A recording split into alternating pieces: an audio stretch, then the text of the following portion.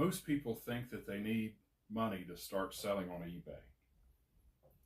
They think they need to go to auctions, yard sales, scrap yards, retail arbitrage. There's lots of different options. But if you're brand new, I really don't think you need to do that. I think you should start with stuff that you already own. So what I've done here is I've looked around my house and I've picked out some things that I no longer need. I've been purging lately. I've thrown a lot of stuff away. I've given stuff away. I've donated stuff. This stuff here is some other stuff that I found that I thought I could use as an example of what you can do to start selling on eBay. What I'm going to do in this video is I'm not going to walk you through how to create a eBay listing. There's lots of videos on that, and I would suggest if you don't know how to create a listing, look for a current video and do that. But what I am going to focus on is how do you get started? Where do you find your first items? What should you think about before you list something?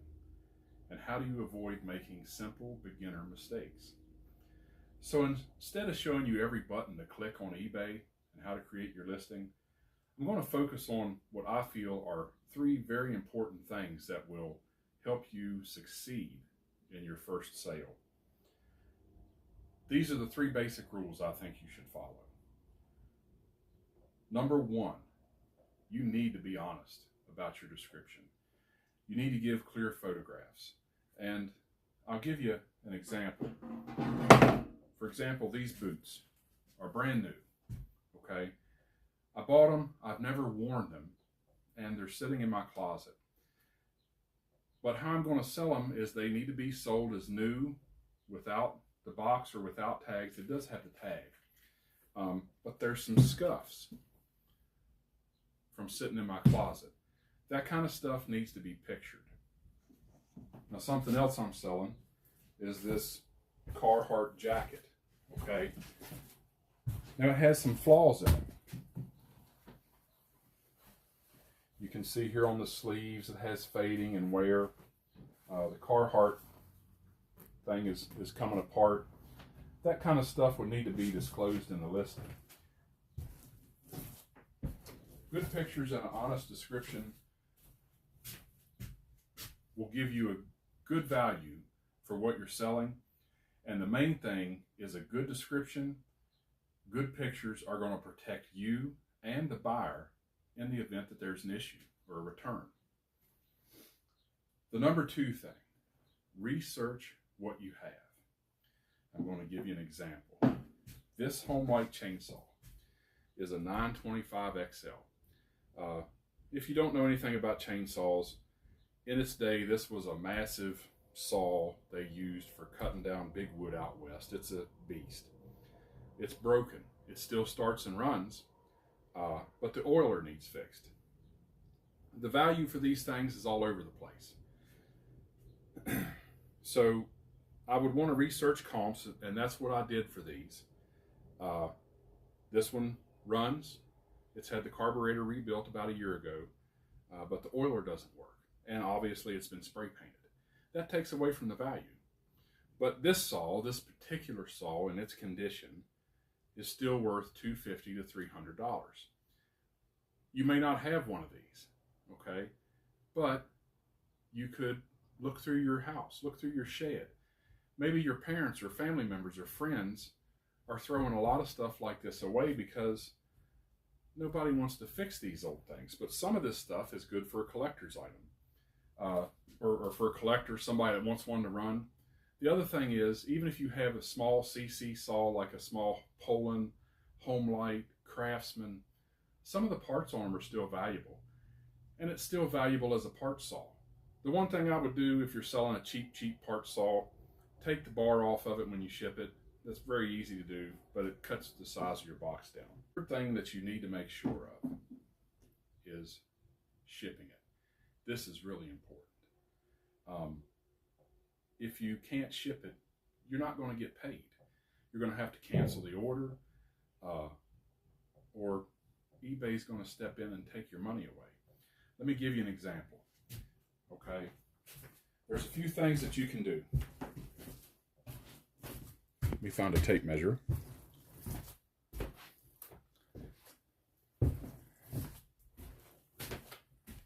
So let's take this blender, okay? I don't even know where this thing came from, but I'm going to sell it. Now you could measure the actual item, okay? 7 inches, 7 inches, 7 by 8 by 4. Okay, 7 by 8 by 4. And then you could weigh it, okay? Now you know what it's going to take to ship it. But here's what happens.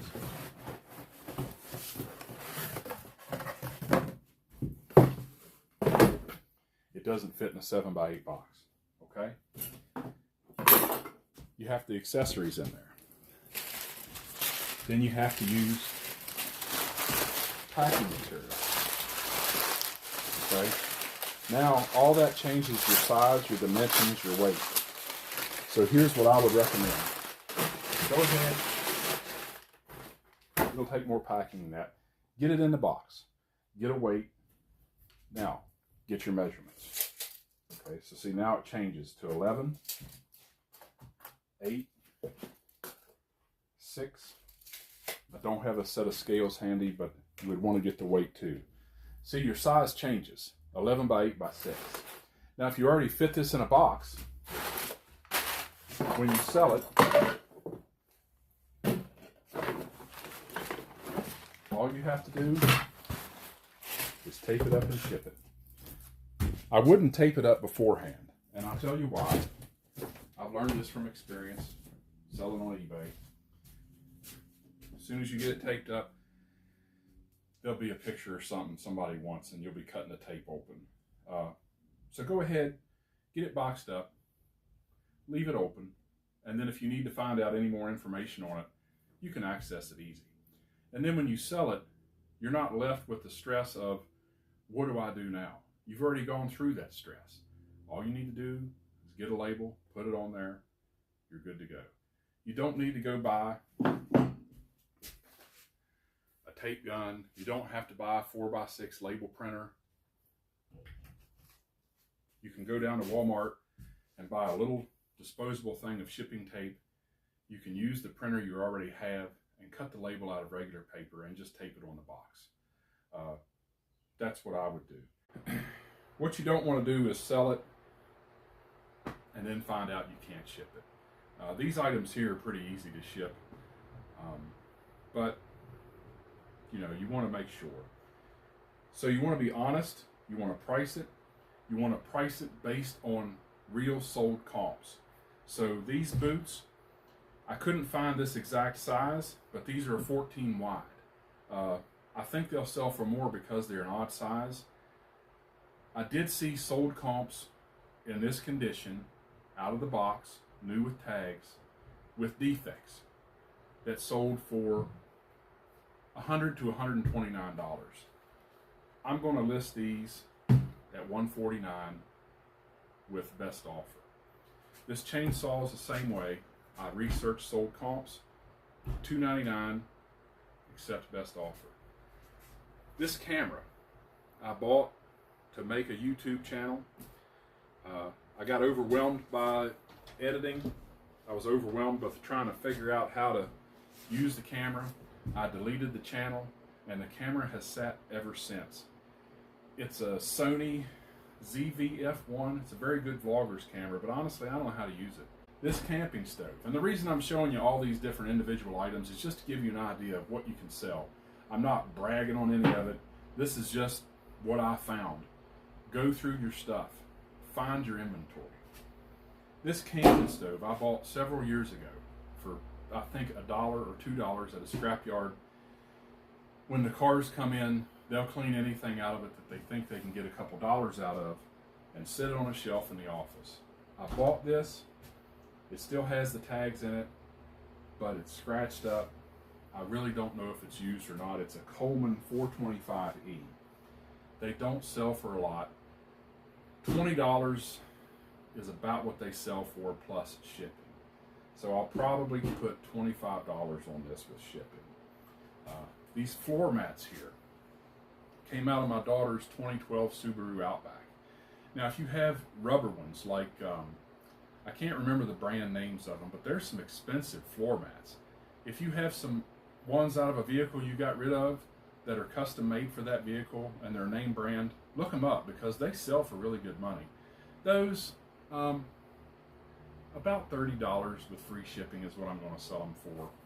The ammo can, I don't really know if it's worth anything or not, but I know it's just sitting here and it's doing nothing. This kick panel is for a 98 Dodge truck, passenger side. I don't know where it came from. I don't know. It's here, and it was going to get thrown away. But I found a sold comp for $29.50. Again, when you get stuff like this to sell, make sure that you box it up because these take an odd box, and you will have to cut it down. So like, if you start with a box that big, you're going to need to cut it down to save on shipping. There's videos on that, but you want to go through all that hassle before you sell it. Now this clamp is something else that I found. I think it's probably worth about, what did I write on here? I think this clamp is worth $17.99 with free shipping. I'm going to accept offers on it of probably $14 and up. But it fits 1990 through 1992 Dodge Cummins air boxes. I think it'll sell for something. I have a valve body. My daughter's 2012 Subaru Outback, the check engine light came on, and I had to replace the valve body. So what I'm going to do is, let me pick it up and show it to you. I don't want to get anything else greasy. I'm going to sell it for parts only. I bought a rebuilt one off of eBay, and I think it cost me somewhere around $250. But somebody would want to buy this for parts. It still ran and shifted fine, but it did throw a code. Somebody would want to buy it for parts, or perhaps they want to learn how to rebuild one. I don't know what it'll sell for. I asked ChatGPT, which, yeah, I know that can get dangerous. It said, I told it $39.99. It said, why don't you try $49.99 plus shipping and accept offers? The one thing is with something like this, when you ship it, you're going to have to invest in a can of brake clean. Spray it down real good. And when you go to sell it, you want to wrap it up, because what you don't want is any oil that's left on it dripping through the box. UPS, USPS, FedEx, they're just going to send it back to you and tell you it's leaking something. You can wrap it with this stuff. You can wrap it with this and then put some paper around it. I use shredded up cardboard a lot of times and stuff like this. I drain it and clean them off, but sometimes you still get some oil, kind of like this chainsaw.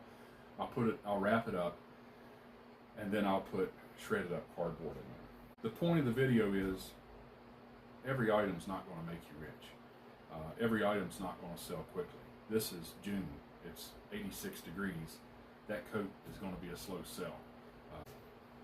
But the point is, you can start with stuff you already own. You can learn eBay without going out and buying inventory that you think you can sell. There's a lot of people on YouTube that post videos about stuff that they sold. Are they honest about it? I don't know. Am I being honest here? Yeah. Can I be wrong? Yeah. I could be wrong about some of the stuff, but I really don't think I am. This stuff here is stuff that I know, with the exception of the ammo can and the stove and the Nikes, the mixer, and the camera. So it's a learning experience for me too, is what I'm getting at. But what it teaches you is it teaches you how to picture your items properly. And this gets controversial with some people, but use an AI tool. Like, I use ChatGPT a lot for this stuff.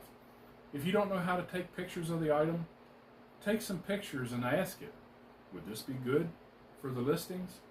It may come back and say, no, you cut some of the corners off, or your lighting's not good. You didn't think about heel wear. Like, these have some heel wear, you know, where the heel of your shoe rubs the floor.